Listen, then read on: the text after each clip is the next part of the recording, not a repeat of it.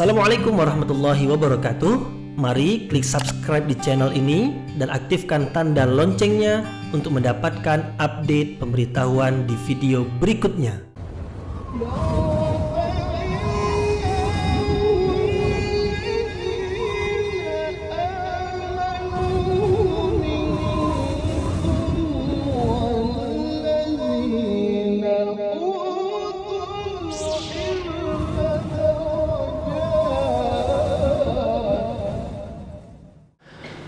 A'udzu billahi minasyaitonir rajim. Bismillahirrahmanirrahim. Assalamualaikum warahmatullahi wabarakatuh. Alhamdulillahirabbil alamin wa bihi nasta'in ala umurid dunya waddin nasta'inuhu wa nastaghfiruh wa na'udzu billahi min shururi anfusina wa min sayyiati a'malina. فمن يهده الله فلا مضل له ومن يضلل فلا هادي له أشهد أن لا إله إلا الله وحده لا شريك له وأشهد أن محمدا عبده ورسوله لا نبي بعده. Amma ba'd. Kita bersyukur kepada Allah Subhanahu wa taala yang masih melimpahkan rahmat dan nikmatnya. Kita bersyukur dengan mengucapkan Alhamdulillahirabbil alamin. Segala puji bagi Allah yang mengatur sekalian alam. Kemudian tidak apa pula bersalawat kepada Rasulullah dengan ucapan Allahumma salli ala sayyidina Muhammad wa ala ali sayyidina Muhammad. Dan bersalam kepada Rasulullah dengan ucapan Assalamu alayka ya Rasulullah. Alhamdulillah kita dapat kembali meneruskan pengajian tafsir ayat-ayat suci Al-Quran yang insya Allah kita akan teruskan kepada ayat yang ke-9, 10 dan 11 dari surah An-Nahl.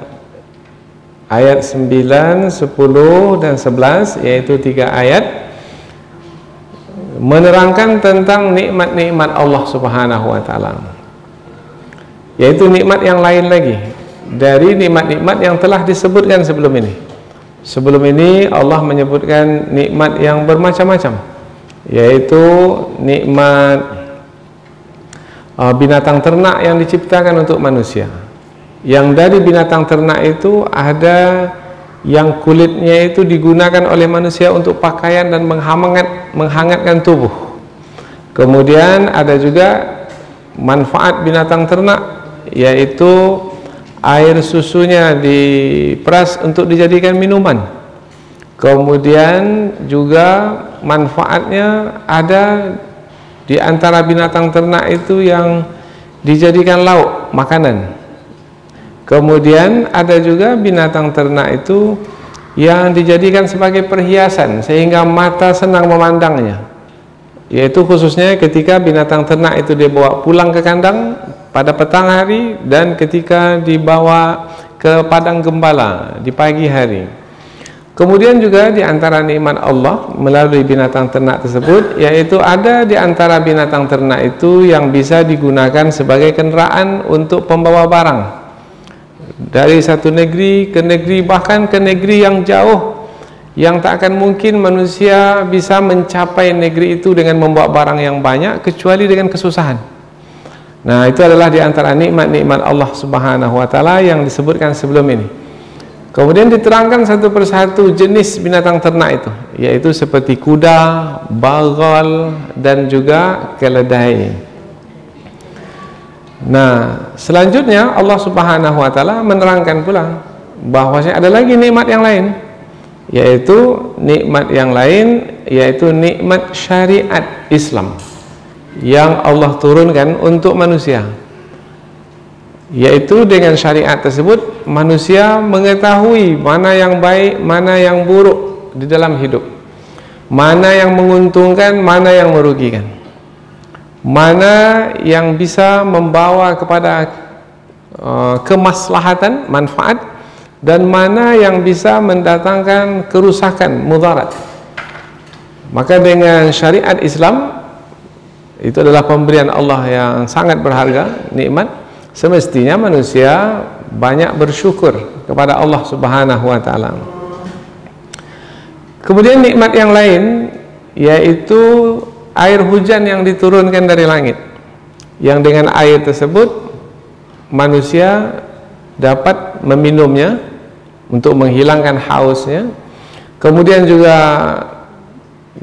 dengan air tersebut tumbuh tanam-tanaman di bumi, dan tanaman itu menjadi makanan bagi manusia. Dan bukan hanya makanan bagi manusia, tanam-tanaman itu juga makanan bagi binatang ternak yang dimiliki oleh manusia. Nah, semua itu adalah keperluan hidup manusia. Dan kesemua keperluan hidup itu adalah pemberian dari Allah Subhanahu wa taala. Maka semestinya manusia ketika menerima pemberian dari Allah, jangan hendaknya disibukkan oleh pemberian-pemberian tersebut, tetapi hendaknya mengingat siapa yang memberi pemberian itu, yaitu yang menurunkan syariat itu siapa, yang menurunkan air hujan dari langit itu siapa, kemudian yang tumbuh tanam-tanaman dengan air tersebut, kemudian dengan tanaman-tanaman itu manusia mendapat makan, dan juga binatang ternak mereka mendapat makan, siapa? Nah, apabila mengenal Allah Subhanahu wa taala melalui pemberian Allah, semestinya manusia banyak-banyak bersyukur kepada Allah. Itu adalah tanda kekuasaan Allah bagi mereka yang menggunakan akal fikiran. Nah, itu ujung dari ayat yang ke-11 yang akan kita pelajari nanti. Jadi 3 ayat yang akan kita pelajari ini adalah menerangkan tentang nikmat-nikmat yang lain lagi dari yang telah disebutkan sebelum ini, yang kesemua nikmat-nikmat tersebut adalah pemberian-pemberian dari Allah supaya manusia bersyukur kepada Allah. Banyakkah manusia bersyukur kepada Allah? Dalam Al-Quran disebutkan sedikit sekali dari manusia itu yang bersyukur kepada Allah. Qalilum min ibadiyasy syakur. Sedikit sekali dari manusia yang bersyukur. Lalu kebanyakan manusia lalai. Mereka menikmati pemberian-pemberian Allah, yaitu badan mereka disehatkan, mereka menikmati kesehatan badan.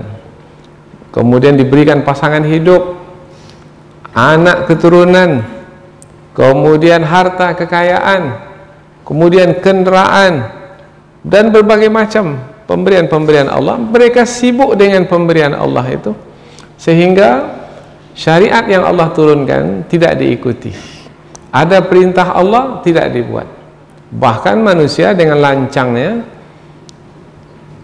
apa yang Allah larang itu yang dikerjakannya, maksiat. Maka manusia yang seperti ini, manusia yang kufur kepada Allah Subhanahu wa taala. Nah, ayat-ayat yang akan kita pelajari ini adalah sebagai nasihat atau peringatan bagi kita supaya jangan sekali-kali melupakan Allah Subhanahu wa taala sebagai pemberi nikmat yang bermacam-macam kepada kita, yang apabila kita hitung nikmat Allah itu tak akan mungkin mampu kita menghitungnya. Wa in ta'uddu ni'matallahi la tuhsuha. Dan jika kamu mencoba untuk menghitung nikmat-nikmat Allah itu, niscaya kamu tidak akan mampu untuk menghitungnya. Terlalu banyak. Kita dapat duduk ini nikmat Allah ini. Banyak tidak orang yang tak bisa lagi duduk sekarang ini? Mana? Sakit terbaring saja. Duduk didudukkan. Untuk berdiri pun dah tak mampu, tak berdaya. Itu baru diduduknya baru itu. Ketika duduk ini kita dapat bernafas dengan baik. Ada orang yang bisa duduk tapi tak bisa bernafas dengan baik, dibantu dengan oksigen. Nah, kita pula tak perlu bantuan oksigen. Kita bisa langsung menghirup udara dengan mudah, dengan baik, dengan lancar. Ini adalah nikmat Allah. Oksigen itu berapa biayanya satu hari itu? Ada sekian pula. Dan kita sudah berapa hari menjalani hidup ini? Langsung pemberian dari Allah Subhanahu wa taala. Baru udara yang kita hirup. Apalagi mata yang bisa kita gunakan untuk melihat, telinga yang bisa kita gunakan untuk mendengar. Di sana banyak orang yang punya mata juga, matanya ada, berkedip juga kelopaknya itu, tapi tak bisa melihat, tak nampak lagi, buta. Nah, berapa harga mata itu? Jangankan sepasang, satu pun mungkin terlalu mahal untuk kita beli. Begitu juga telinga. Maka kalau kita sebut satu persatu yang di tubuh kita saja, sudah terlalu banyak untuk disebutkan. Nah, Allah menginginkan kita sebenarnya Tidaklah banyak, yaitu yang Allah inginkan. Ingatlah Allah Subhanahu wa ta'ala. Ingat Allah, dan Allah pun akan mengingat kita. Fadhkuruni adzkurkum. Nah, kalau kepada kita kaum muslimin, Allah langsung menyebut fadhkuruni, ingat kepada aku. Tapi kepada orang yang baru dengan nikmat Allah, baru mengingat Allah, maka Allah menyebut fadhkuru ni'matallahi alaikum. Ingatlah nikmat Allah ke atasmu. Karena dengan mengingat nikmat Allah, mudah-mudahan akan mengingat Allah Subhanahu wa ta'ala. Maka ayat-ayat yang kita pelajari ini menyebutkan tentang nikmat-nikmat Allah, supaya kita mengingat Allah Subhanahu wa ta'ala. Apakah mungkin pemberian yang kita terima itu langsung saja dari diri kita tanpa ada pemberinya? Tidak, ada yang memberinya. Maka jangan dilalaikan oleh pemberian-pemberian yang kita terima, kemudian kita lupa siapa yang memberi pemberian tersebut. Inilah 3 ayat yang akan kita pelajari, yaitu tentang Allah pemberi keperluan hidup manusia, yaitu agama Islam sebagai syariat, sebagai yang kita tempuh di dalam perjalanan menuju Allah Subhanahu wa ta'ala, karena dengan syariat itu baru kita sampai ke tujuan. Kemudian air dan juga berbagai macam tanam-tanaman atau buah-buahan. Selanjutnya kita pindah ke tafsir ayat. Tadi muqaddimah, kemudian kita pindah ke tafsir. Namun sebelum pindah ke tafsir, kita akan membaca dan menerjemahkan ayat terlebih dahulu, supaya kita lebih dekat dengan kandungan ayat. Allah Subhanahu wa ta'ala berfirman, A'udzubillahi minasyaitonir rajim. Bismillahirrahmanirrahim. Wa 'alallahi qasdus sabili wa minha jair. Walau syaa'a lahadakum ajma'in. Walladzi anzala minas samaa'i maa'a. Lakum minhu syarabu wa minhu syajarun fihi tusimun. Yumbitu lakum bihi az-zar'a waz-zaytuna wan-nakhila wal-a'naba wa min kulli thamarat. Inna fi dzalika laayatan liqaumin yatafakkarun. Allah berfirman, wa 'alallah, dan bagi Allah, qasdus sabil, menjelaskan jalan yang lurus. Jalan lurus yang dimasukkan itu nanti kita sebutkan dalam tafsir, yaitu agama Islam. Nah, Allah menjelaskan agama Islam. Menjelaskan agama Islam melalui firman-firmannya dan juga melalui sabda-sabda Nabi-Nya, dan semua itu disebut syariat Allah Subhanahu wa ta'ala.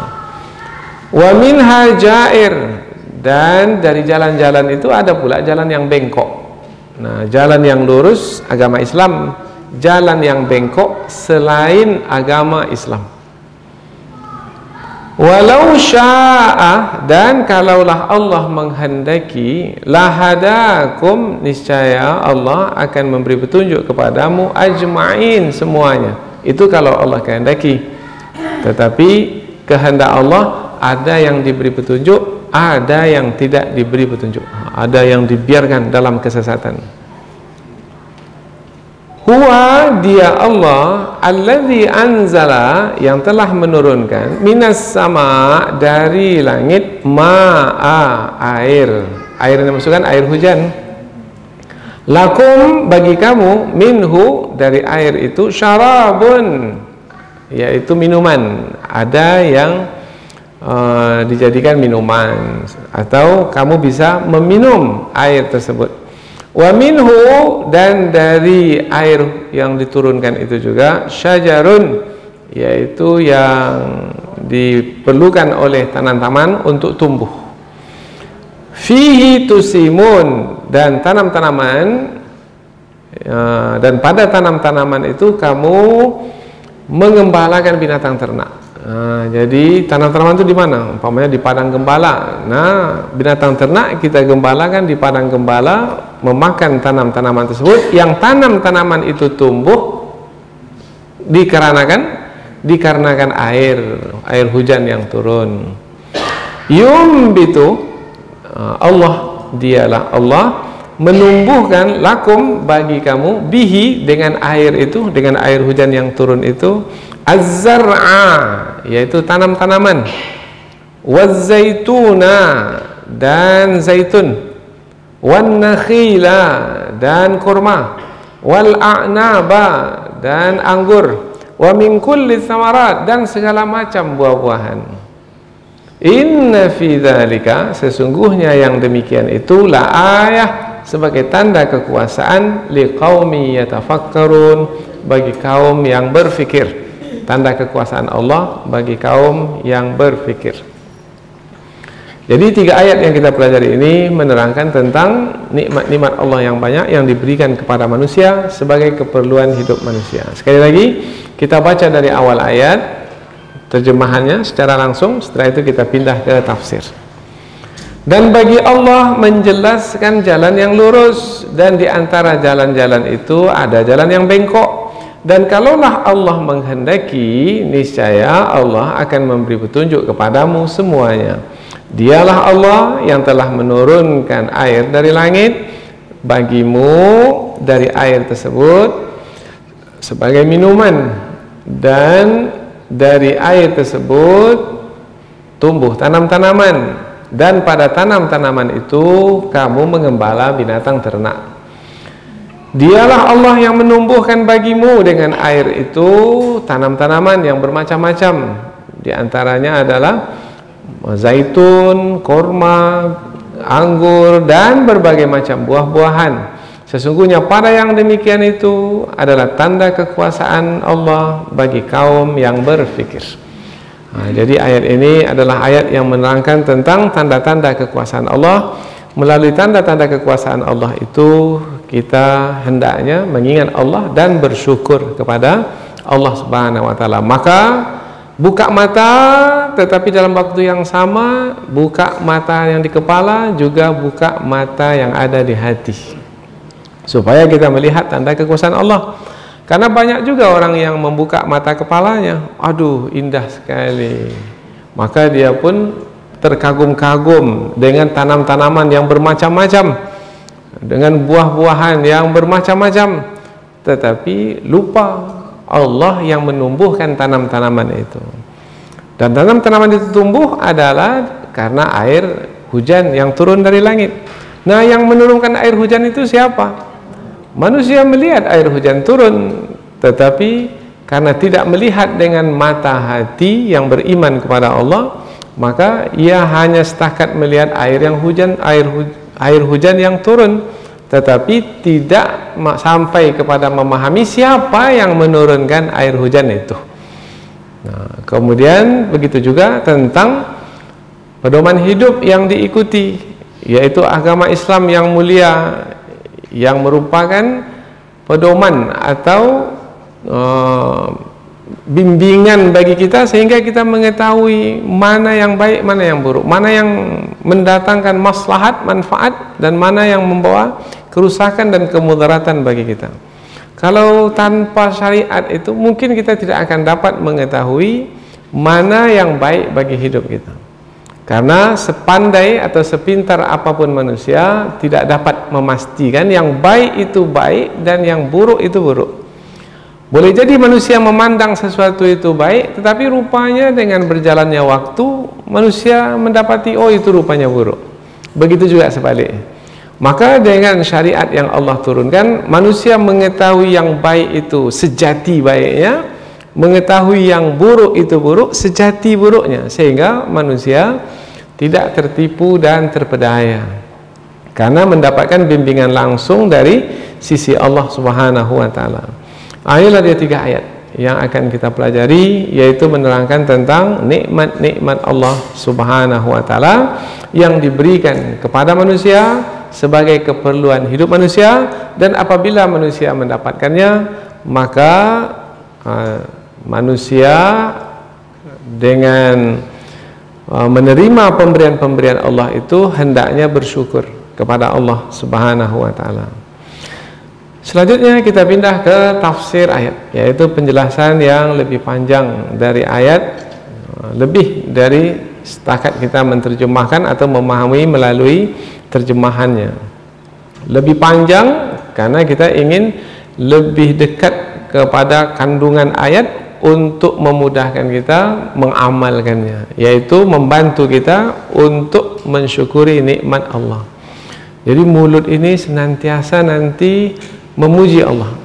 Buka mata, pasang telinga, maka kita akan melihat tanda kekuasaan Allah. Alhamdulillah.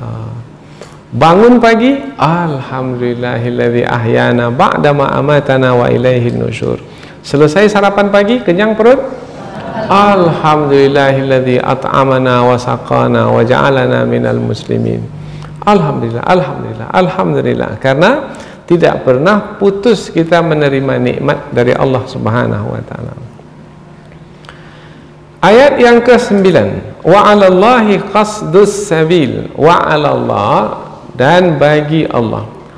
Ada di antara ulama tafsir menambahkan satu kata, yaitu dan bagi Allah, dan adalah hak bagi Allah. Maknanya hak Allah. Hak Allah yaitu memberikan penjelasan tentang agama Islam. Agama Islam jangan difahami agama yang hanya dibawa oleh Nabi Muhammad. Tidak. Agama Islam itu adalah agama yang dibawa oleh semua para nabi. Agama Nabi Adam, agama Islam. Agama Nabi Nuh, agama Islam. Agama Nabi Ibrahim, agama Islam. Agama Nabi Musa bukan agama Yahudi, agama Islam. Agama Nabi Isa bukan agama Nasrani, Kristen, bukan, agama Islam. Agama Nabi Muhammad adalah agama Islam. Nah, agama yang diturunkan oleh Allah dari sisinya melalui malaikat Jibril alaihissalam kepada para nabi dan rasul adalah agama Islam. Nah, agama Islam itu isinya adalah syariat. Syariat maknanya jalan. Jalan yang ditempuh. Nah, apabila disebut jalan yang ditempuh, bermakna ujung dari jalan itu apa? Ujung dari jalan itu adalah surga. Jadi untuk sampai ke surga mesti menempuh jalan itu. Tidak menempuh jalan itu tak sampai ke surga. Kalau menyimpang dari jalan itu, menyimpang maknanya keluar dari jalan itu, maka tidak sampai ke surga tapi sampai ke neraka. Karena dua saja tempat nanti terakhir di hari akhirat. Kalau tidak di surga, di neraka. Nah, jalan yang menghantarkan ke surga, jalan Allah, disebut jalan yang lurus. Sementara yang menyimpang itu jalan yang bengkok. Itulah dia jalan yang sesat. Nah, jalan yang lurus itu adalah agama Islam. Dan Allah menjelaskan jalan yang lurus itu sejelas-jelasnya, seterang-terangnya. Diterangkan ini baik, ini buruk, ini halal, ini haram, ini yang diperintahkan, ini yang dilarang. Dan yang paling pokok, yang paling utama yang dijelaskan oleh Allah dalam jalan itu, yaitu kebenaran tentang Allah sebagai Tuhan yang Maha Esa. La ilaha illallah, itu dia yang paling penting. Dan itulah jalan yang lurus yang menghantarkan ke surga. Kalau hidup di atas la ilaha illallah, maka berada di atas jalan yang lurus dan teruskan, maka nanti di penghujungnya adalah surga. Tetapi kalau menyekutukan Allah, nah, menyekutukan Allah maknanya menyembah pula selain Allah. Menyembah Allah juga, tapi dalam waktu yang sama menyembah juga Nyi Roro Kidul, umpamanya. Menyembah juga Lata, Uzza, Manata.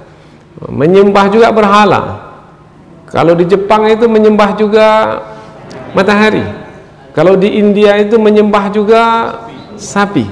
Kalau di Irian Jaya itu menyembah juga buaya. Maka apabila menyekutukan Allah bermakna menyimpang. Nah, Allah Subhanahu wa taala menjelaskan ini jalan yang membawa kepada keselamatan, jalan yang lurus, dan ini jalan yang membawa kepada kehinaan dan juga membawa kepada penderitaan, yaitu akan mendapatkan siksa di dalam neraka. Allah menjelaskan ini jalan yang lurus yang diredai, ini jalan yang menyimpang, yang sesat, yang dimurkai. Ini dari awal Al-Quran lagi, di awal surah di surah yang pertama dari Al-Quran sudah disebutkan jalan yang lurus agama Islam. Ihdinas siratal mustaqim, tunjukilah kami ya Allah jalan yang lurus. Jalan yang lurus itu jalan yang mana? Siratal ladzina an'amta alaihim, yaitu jalan orang-orang yang engkau beri nikmat atas mereka. Siapa yang dimaksudkan dengan orang-orang yang diberi nikmat itu? Yaitu para nabi dan rasul. Ghairil maghdubi alaihim waladdallin, bukan jalan orang-orang yang dimurkai dan bukan pula jalan orang-orang yang sesat. Dalam tafsir kita jumpai siapa yang dimaksudkan dengan orang-orang yang dimurkai? Orang-orang Yahudi. Siapa yang dimasukkan dengan orang-orang yang sesat? Yaitu orang-orang Nasrani. Jadi wa 'alallahi qasdus sabil, dan bagi Allah penjelasan tentang jalan yang lurus Allah jelaskan sejelas-jelasnya. Syariatnya itu melalui firman-firmannya dan sabda-sabda nabinya. Nah, tinggal lagi sekarang mempelajari ayat Al-Quran dan hadis-hadis Nabi. Jelas sejelas-jelasnya, terperinci sekali. Tidak ada satu pun yang tidak dijelaskan oleh Allah. Maka tidak ada alasan bagi manusia untuk tidak mengetahui syariat Allah itu. Tak ada. Tentang makanan Allah jelaskan, tentang pakaian Allah jelaskan, tentang kediaman Allah jelaskan, tentang pasangan hidup Allah jelaskan, tentang membawa keluarga Allah jelaskan, tentang memimpin masyarakat manusia, membawa negara Allah jelaskan. Ma farratna fil kitabi min syai', tidak ada satu pun yang ditinggalkan. Semua tentang kehidupan disebutkan dengan jelas di dalam firman Allah. Maka Allah memberikan penjelasan, yaitu jalan yang lurus, yaitu agama Islam. Wa minha jair, dan ada pula jalan-jalan itu jalan yang jair. Jair ini maknanya menyimpang. Menyimpang itu maknanya tidak lagi berada di jalan yang lurus. Umpamanya, apabila jalan yang lurus itu mentauhidkan Allah, berarti jalan yang menyimpang itu adalah menyekutukan Allah. Apabila jalan yang lurus itu adalah umpamanya yang halal itu kita halalkan, perdagangan jual beli halal, riba haram. Nah, apabila yang halal kita halalkan, yang haram kita haramkan, itu jalan yang lurus. Tetapi yang halal diharamkan dan yang haram dihalalkan, itu jalan yang menyimpang, jalan yang sesat. Nah, karena disebut dua sekali, berarti kenyataan yang ada dalam kehidupan kita pada hari ini, ada jalan yang lurus, ada jalan yang menyimpang. Nah, kita berharap berada di atas jalan yang lurus, tetapi tidak sedikit manusia berada di atas jalan yang menyimpang dari jalan yang lurus itu. Berapa jumlah manusia di dunia pada hari ini? Kalau disebutkan 7 miliar, kaum muslimin itu berapa jumlahnya? Cuma hanya 2 miliar. Dan dari kaum muslimin yang betul-betul menjalankan agama Islam itu berapa? Nah, sedikit sekali yang berada di atas jalan yang lurus. Maka berhati-hati pada hari ini, karena ramai di hadapan kita, di sekeliling kita, ramai yang berada di atas jalan yang menyimpang. Maka jangan latah, yaitu kita ikut saja, padahal yang kita ikuti itu adalah orang yang sesat. Mengikuti orang yang sesat, sesat. Kalau orang yang sesat itu pada akhirnya ke neraka, maka yang mengikuti ke neraka pun akan sampai ke neraka pula. Nah, nanti kita salahkan orang yang kita ikuti. Orang yang diikuti pun menyalahkan kita, mengapa ikuti saya? Nah, maka tidak ada alasan sebenarnya apabila kita belajar, kemudian kita mengetahui kebenaran melalui penjelasan yang Allah terangkan, yang penjelasan itu sangat terang sekali. Wa 'alallahi qasdus sabil, dan bagi Allah penjelasan jalan yang lurus, dan di antara jalan-jalan itu ada jalan yang menyimpang. Ini bisa kita jumpai juga di ayat yang lain. Umpamanya Allah berfirman, wa anna hadza sirati mustaqima, dan ini jalanku adalah jalan yang lurus. Wala tattabi'us subula, dan jangan kamu mengikuti jalan-jalan selain jalan yang lurus itu. Fatafarraqa bikum an sabili, yang membuat kamu tersesat dari jalan yang lurus. Maka Rasulullah pernah mematahkan satu ranting, kemudian dengan ranting itu Rasulullah membuat garis yang lurus di tanah. Kemudian Rasulullah mengatakan, ini dia agama Islam. Agama Islam yaitu seperti garis yang lurus ini. Kemudian Rasulullah membuat garis di kiri kanan, garis yang lurus tadi. Kemudian Rasulullah mengatakan, nah, ini yang di kiri kanan nih, yang menyimpang ke kiri, menyimpang ke kanan ini adalah ajaran-ajaran sesat. Ini adalah agama-agama sesat. Maka jangan kamu ikuti agama-agama sesat ini, yaitu menyimpang dari jalan yang lurus. Nah, jadi di hadapan kita pada hari ini, yaitu ada jalan yang lurus, yaitulah ajaran para nabi dan rasul yang telah sempurna Allah turunkan. Al-yauma akmaltu lakum dinakum, pada hari ini telah kusempurnakan bagimu agamamu. Wa atmamtu alaikum ni'mati, dan aku telah cukupkan bagimu nikmatku. Wa raditu lakumul islam madina, dan aku telah redha Islam sebagai agamamu. Ini dia jalan yang lurus, agama Islam. Dan agama Islam itulah yang hanya diperakui oleh Allah. Inna dina indallahil Islam. Agama yang diperakui di sisi Allah hanyalah agama Islam.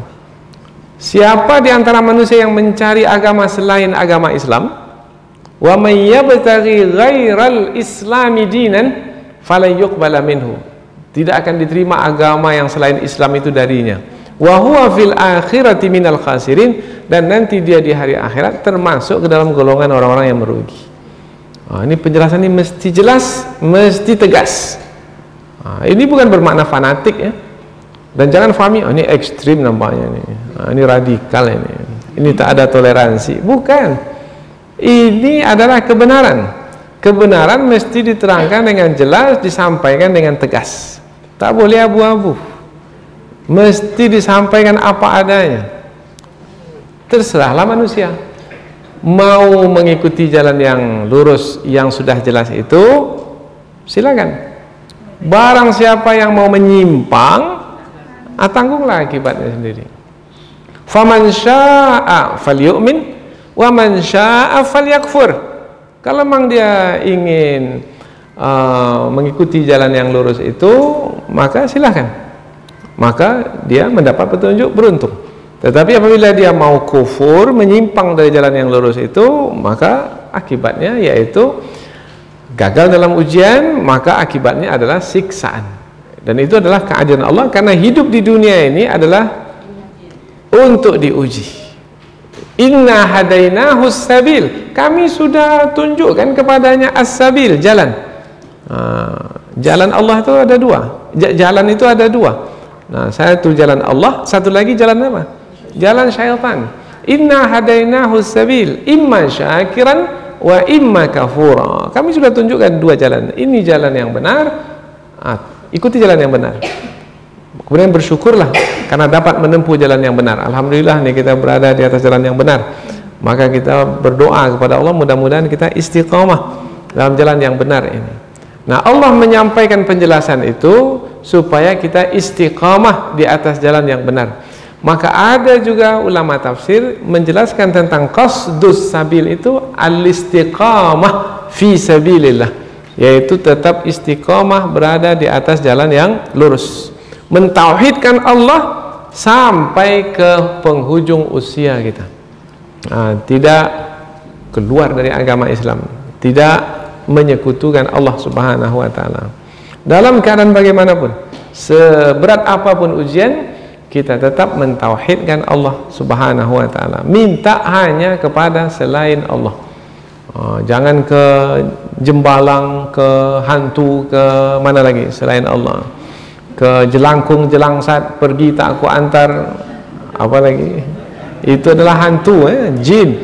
Jangan meminta kepada selain Allah. Ada manusia yang minta kepada jin, ada. Dukun-dukun itu meminta kepada jin. Innahu rijalum minal insi ya'udzuna birijalim minal jinni fazaduhum rahaqa.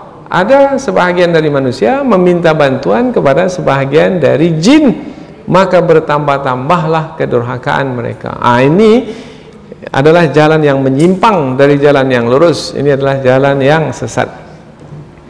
Walau syaa lahadakum ajmain, dan kalau Allah menghendaki, niscaya Allah akan memberi petunjuk kepada semua manusia. Oh, berarti sudah menjadi kehendak Allah pula, ada di antara manusia yang diberi petunjuk dan ada di antara manusia yang tidak diberi petunjuk. Mengapa Allah tidak memberi petunjuk kepada mereka itu? Karena memang mereka tak layak untuk diberi petunjuk. Mengapa mereka tidak layak untuk memberi petunjuk? Karena mereka tidak mentauhidkan Allah Subhanahu wa taala. Tahu yang benar itu benar, yaitu mentauhidkan Allah, tetapi karena mengikuti kehendak hawa nafsu, mau pula ditipu, diperdaya oleh syaitan, dan tipu daya syaitan itu yang diikuti, maka tak layak baginya petunjuk. Nah, jadi kita alhamdulillah dengan kesediaan kita, karena keimanan kita kepada Allah, kita tidak mengikuti kehendak hawa nafsu kita, maka kita alhamdulillah sampai saat ini tetap mentauhidkan Allah, dan berdoalah terus supaya tetap mentauhidkan Allah. Mudah-mudahan nanti di penghujung usia kita, ketika akan meninggal dunia, kita dapat menyebut kalimat tauhid, yaitu la ilaha illallah Muhammadur Rasulullah. Nah, tapi ada manusia yang tidak mentauhidkan Allah, ada banyak sekali. Mereka tetap di dalam kekufuran. Allah tidak memberi hidayah kepada mereka karena memang mereka tidak layak untuk diberi hidayah. Nah, ini ayat yang ke-9. Ayat yang ke-10. Setelah Allah menerangkan tentang agama Islam sebagai syariat yang diturunkan,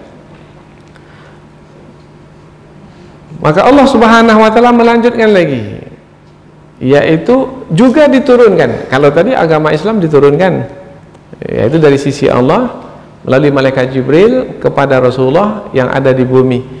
Ada juga yang diturunkan dari sisi Allah, dan ini adalah yang nampak, yang bisa dilihat oleh mata. Kalau tadi agama Islam tak dapat dilihat oleh mata. Nah, Allah Subhanahu wa taala melanjutkan yang turun dari sisinya dan dapat dilihat oleh mata, yaitu air. Kalau syariat Islam yang turun dari sisi Allah tak nampak dengan mata, tapi kita mempercayainya dengan iman yang ada dalam dada kita. Nah, Allah Subhanahu wa taala menambahkan penjelasan, yaitu dengan yang nampak oleh mata, yaitu air yang turun dari langit. Wallazi anzala minas samaa'i ma'a, dialah Allah yang telah menurunkan air hujan dari langit. Air hujan itu dari langit atau dari arah langit? Dari arah langit. Karena sebenarnya air hujan itu turunnya adalah dari awan yang bergumpal, yang menghitam. Yang awan itu bukan di langit, awan itu di bawah langit, di angkasa ini. Maka kalau kita naik pesawat, pesawat itu tinggi sekali, maka kita berada di atas awan, tapi masih di bawah langit, masih di bawah langit. Nah, jadi yang dimasukkan di sini ini bukan turun dari langit-langit itu, betul tidak, turun dari arah langit. Nah, turun dari arah langit ke bumi. Dialah Allah yang menurunkan air hujan dari langit. Yang berkuasa menurunkan air hujan itu adalah Allah. Manusia tak berkuasa. Ada pawang hujan mampu menguasai hujan? Enggak, itu bohong-bohongan saya. Sejatinya yang sebenarnya dialah Allah yang menurunkan hujan dari langit. Buktinya beberapa waktu yang lalu kemarau panjang, kemudian hutan terbakar, asap di mana-mana, sehingga ada yang jatuh korban. Maka manusia pun risau, macam mana ini mau menghilangkan asap ini, sampai asap ini ke negara tetangga. Maka manusia pun berharap kepada Allah, yaitu dengan salat istisqa. Di mana-mana salat istisqa. Mengapa manusia salat istisqa? Karena manusia tahu bahwasanya mereka, siapapun dia, tidak mampu untuk menurunkan hujan. satu-satunya jalan untuk menyelesaikan persoalan kabut, kemarau panjang adalah kembali kepada Allah Subhanahu wa taala, karena Allah lah yang menurunkan hujan. Nah, tapi sayangnya manusia, ketika kemarau itu kembali dia kepada Allah, minta Allah menurunkan hujan untuk mereka. Tetapi setelah hujan diturunkan, kabut asap dihilangkan, nah, kembali melupakan Allah Subhanahu wa taala. Ini sama dengan ayat Al-Qur'an. Ketika mereka itu berlayar di laut, naik bahtera, berlayar di laut, kemudian ketika sampai di tengah laut datang ombak besar, angin kencang akan menenggelamkan bahtera mereka, maka ketika itu mereka minta tolong kepada Allah, karena hanya Allah yang bisa menyelamatkan bahtera mereka itu. Fa idza rakibu fil fulki da'awallaha mukhlishina lahuddin falamma najjahum ilal barri. Ketika Allah menyelamatkan mereka, Allah kabulkan doa mereka ketika di tengah laut itu. Allah selamatkan sampai ke darat kembali. Ketika sampai ke darat kembali, mereka kembali menyekutukan Allah, menyembah berhala. Di tengah laut tadi tak ada menyeru berhala, karena memang berhala untuk apa diseru? Karena berhala tak akan mungkin mampu menyelamatkan mereka yang tengah dilanda ombak di tengah laut. Karena berhala yang di darat itu bergerak pun dia tak bisa. Bagaimana dia akan membantu orang yang di laut? Maka ketika itu manusia mendapatkan kewarasan akalnya, yang sebelumnya di darat hilang warasnya itu, dia dapatkan kembali kewarasannya itu, dia meminta kepada Allah yang mengatur alam semesta ini. Tapi ketika Allah telah menyelamatkan mereka kembali ke darat, mereka kembali menyembah berhala dan mereka tinggalkan Allah Subhanahu wa taala. Ini manusia apa namanya ini? Tak tahu diri namanya, yaitu yang tidak mengenal Allah Subhanahu wa taala. Semestinya kalau betul-betul mengenal Allah, maka apabila Allah telah menyelamatkan, maka bersyukurlah kepada Allah Subhanahu wa taala, yaitu dengan tetap mentauhidkan Allah dan jangan sekutukan Allah dengan apapun. Itu adalah hak Allah. Hak Allah adalah mentauhidkannya. Kita mentauhidkan Allah, itu adalah hak Allah, dan Allah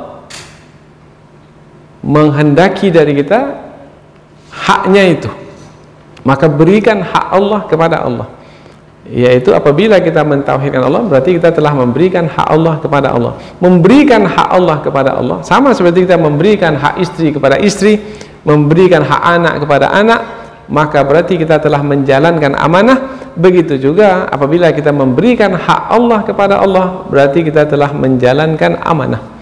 Nah, kepada Allah namanya ibadah, kepada manusia namanya kewajiban. Dua-duanya sebenarnya kewajiban juga. Ibadah itu adalah kewajiban, kemudian memberi hak manusia kepada manusia itu adalah juga kewajiban. Nah, hidup kita itu sebenarnya adalah menjalankan kewajiban-kewajiban. Ada kewajiban kepada Allah, ada kewajiban kepada manusia. Dengan air hujan yang diturunkan, air hujan itu apa rasanya? Tawar. Sebenarnya air hujan itu adalah dari air laut yang menguap. 2/3 dari belahan bumi ini adalah air laut. Air laut itu masin. Air laut itu menguap, kemudian menjadi awan. Air laut yang masin itu menguap jadi awan, ditolak oleh angin ke darat, kemudian jatuh turun berupa hujan. Apakah dia tetap masin? Tidak, dia sudah berubah menjadi tawar. Siapa yang merubahnya dari masin ke tawar? Allah Ta'ala. Mestinya manusia mensyukuri. Andaikan air hujan itu masin, bisa digunakan untuk keperluan hidup kita, umpamanya sebagai minuman. Tidak, untuk menyirami tanaman. Siramlah tanaman dengan air masin, bagaimana jadi? Mati. Maka Allah menyebutkan dengan air hujan yang tawar yang diturunkan dari langit itu, dari arah langit itu, lakum minhu syarab. Dari air itu ada yang kamu gunakan untuk minuman, kamu meminumnya, hilang dahaga kita. Wa minhu syajar, dan dari air hujan yang turun itu ada yang diserap oleh tanam-tanaman. Tanam-tanaman pun tumbuh.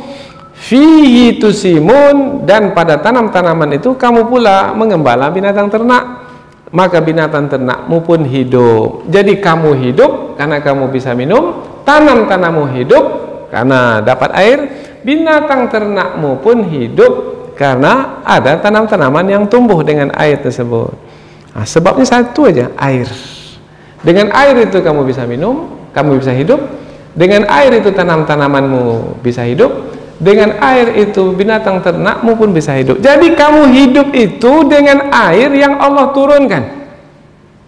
Bagaimana kamu bisa melupakan Allah yang menurunkan air itu? Nah, bagaimana bisa? Nah, itu pertanyaanlah tuh. Nah, jawablah itu. Kalau melupakan Allah juga yang telah menurunkan air, apalagi sekarang ini musim hujan, setiap hari hujan turun. Tapi kadang-kadang kita melupakan Allah yang menurunkan hujan. Dah ada turun pula hujan ini. Nah, kita hanya menyebut begitu saja. Padahal sebenarnya di sana ada kehidupan. Dengan air yang turun itu, maka hidup manusia terpenuhi. Kehidupan manusia itu, yaitu banyak keperluan dalam kehidupan manusia itu terpenuhi, yaitu yang mungkin kita tidak banyak mengetahuinya disebabkan karena keterbatasan pengetahuan kita. Tapi sebenarnya banyak makhluk Allah yang memerlukan air hujan tersebut. Dialah Allah yang telah menurunkan hujan dari langit bagimu, air itu sebagai minuman, dan air itu sebagai tanam-tanaman, sebagai makanan bagi tanam-tanaman, untuk menyirami tanam-tanaman, diserap oleh tanam-tanaman, dan tanam-tanaman pun tumbuh. Kemudian kamu mengembala binatang ternak di tanam-tanaman, di kawasan tanam-tanaman yang tumbuh itu. Kalau kita perhatikan, kita lihat redaksinya ini berbeda-beda antara satu dengan yang lain. Yaitu Allah menyebutkan bagi kamu dari air hujan itu minuman. Nah, dalam tafsir disebutkan kamu bisa minum dengan air itu. Tetapi Allah menyebut pada air hujan yang diturunkan itu minuman. Maknanya kamu bisa meminumnya. Padanya minuman. Nah, disebut minuman karena manusia hidup itu dengan air. Tanpa air manusia mati. Manusia bisa tidak makan berhari-hari asalkan minum. Dengan minum manusia bisa bertahan hidup. Tapi manusia tidak bisa hidup tanpa air. Bisa mati kehausan. Maka pada manusia minum, di minuman itu bisa menghilangkan haus, dan di minuman itu juga bisa mengenyangkan. Air juga bisa mengenyangkan. Tapi makanan, kalau kita makan makanan, maka mungkin menghilangkan lapar kita, tetapi tidak menghilangkan haus kita. Maka mana yang lebih penting, lebih utama, makanan atau minuman? Nah, minuman. Allah sebut minuman terlebih dahulu, baru nanti Allah sebut makanan, yaitu binatang ternak yang kamu gembala. Karena binatang ternak itu adalah makanan kita. Kemudian tanam-tanaman, karena tanam-tanaman itu makanan kita. Tapi sebelum menyebut makanan, Allah sebut dahulu minuman, karena itulah yang lebih pokok dari hidup kita. Maka manusia dahulu sampai sekarang banyak tinggal bertempat diam itu di tepi aliran sungai. Karena di situ sumber kehidupan. Dengan dekat ke sungai itu, mereka dapat memenuhi keperluan hidup mereka melalui air sungai. Air sungai itu tawar atau masin? Tawar. Karena dengan air tawar itu manusia bisa memenuhi keperluan hidup mereka. Tapi mengapa pula air laut itu masin? Untuk menjaga keseimbangan kehidupan. Karena dengan air masin itu dapat memelihara kehidupan. Terpeliharanya kehidupan itu dengan air masin itu. Dipelihara keseimbangan alam semesta ini dengan air masin. Tapi ketika berkaitan dengan kehidupan keperluan manusia, manusia memerlukan air tawar. Air tawar ada yang dari langit, hujan, ada yang dari bumi, yaitu sungai yang mungkin datangnya dari mata air. Begitulah karunia Allah. Dari langit ada hujan, kemudian dari bumi pun ada. Sudah sebegitu jelas tanda kekuasaan Allah. Sambung sendiri, tak bisa nyambungnya. Masih juga lagi kufur kepada Allah. Kufur maknanya menutupi keberadaan Allah. Betul-betullah manusia itu tak tahu diri. Itu namanya tak tahu diri, tidak mengenal Allah Subhanahu wa ta'ala yang memenuhi semua keperluan dirinya. Yumbitu lakum bihi zar'a, dialah Allah Subhanahu wa ta'ala yang menumbuhkan untukmu dengan air hujan yang turun itu az-zar'a. Az-zar'a ini adalah penyebutan tanam-tanaman secara umum. Az-zar'a apa saja yang ditanam oleh manusia. Apa yang ditanam? Sayur-sayuran, tanaman. Padi itu tanaman, jagung tanaman. Nah, dari tanam-tanaman yang banyak itu disebutkan 3. Yang pertama adalah zaitun, dan yang kedua kurma, dan yang ketiga anggur. Mengapa 3 ini? Karena yang 3 ini adalah tanaman yang paling banyak memberikan manfaat kepada manusia. Zaitun, kemudian kurma, kemudian anggur. Wa min kulli thamarat, dan dari segala macam buah-buahan pun juga buah-buahan itu tumbuhnya apapun macamnya. Kalau di negeri kita ini ada durian, ada rambutan, ada mangga, macam-macam. Kesemuanya itu tumbuh karena adanya air. Air yang Allah turunkan. Inna fi dzalika, sesungguhnya pada yang demikian itu, ini penghujung ayat sebagai kesimpulan, yaitu sesungguhnya pada yang demikian itu, pada yang demikian itu adalah pada yang disebutkan sebelumnya, yaitu tentang air hujan yang diturunkan, tanam-tanaman yang ditumbuhkan, binatang ternak yang dipelihara. Semua itu adalah la ayah, tanda kekuasaan Allah, liqaumi yatafakkarun, bagi kaum yang berfikir. Bagi kaum yang berfikir, berfikir kaitannya dengan apa? Dengan akal. Allah memberikan pemberian yang sangat berharga kepada manusia yang tidak diberikan kepada binatang, kepada hewan, yaitu akal untuk berfikir. Jadi kalau manusia yang diberi akal untuk berfikir kemudian dia tidak berfikir, berarti seakan-akan dia tidak memiliki akal. Manusia yang tidak berfikir, yang menyia-nyiakan akal, berarti samalah dia seperti binatang ternak. Apa bedanya? Tak ada bedanya. Maka kalau manusia tidak memahami tanda kekuasaan Allah yang sudah begitu jelas, maka sama seperti binatang ternak, bahkan lebih sesat lagi dari binatang ternak. Binatang ternak itu tak faham karena memang tak punya akal. Tapi kalau manusia tak faham padahal akal dimiliki, bermakna tidak menggunakan akal, menyia-nyiakan pemberian Allah yang berharga itu, sehingga tidak memahami tanda kekuasaan Allah. Tanda kekuasaan Allah itu difahami untuk mengenali Allah, supaya kita beriman kepada Allah, mengingat Allah, yaitu apabila berkaitan dengan pemberian Allah, nikmat Allah, mengingat Allah itu dengan bersyukur kepada Allah. Bersyukur kepada Allah itu adalah dengan memuji Allah. Alhamdulillah Engkau turunkan hujan ya Allah. Alhamdulillah dengan hujan Engkau tumbuhkan tanam-tanaman. Alhamdulillah dengan air hujan tumbuh tanam-tanaman, kami pula dapat mengembala binatang ternak. Binatang ternak kami berkembang biak. Dan lebih dari itu, alhamdulillah ya Allah, Engkau turunkan syariatmu sebagaimana Engkau menurunkan air hujan yang kami lihat. Kalau air hujan yang kami lihat itu adalah untuk jasmani kami, sementara syariat yang Engkau turunkan itu adalah untuk rohani kami. Jadi yang Allah turunkan itu 2. Satu untuk rohani kita, yaitu jalan yang lurus yang akan menghantarkan kita ke surga. Dan satu lagi untuk jasmani kita. Yang untuk rohani kita, itulah yang disebutkan di ayat yang ke-9. Dan untuk jasmani kita, itulah yang disebutkan di ayat yang ke-10 dan 11. Berarti Allah adalah pemberi keperluan hidup manusia, baik itu rohani manusia ataupun untuk jasmani manusia. Fabi ayyi ala'i rabbikuma tukadziban, atas nikmat Allah yang mana lagi wahai jin dan manusia yang kamu kufuri, yang kamu dustakan.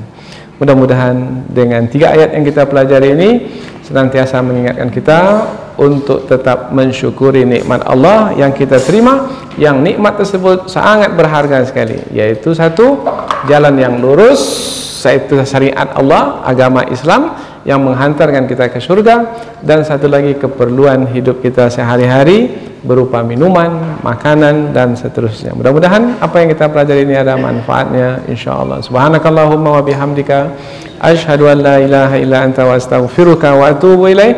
Wassalamualaikum warahmatullahi wabarakatuh.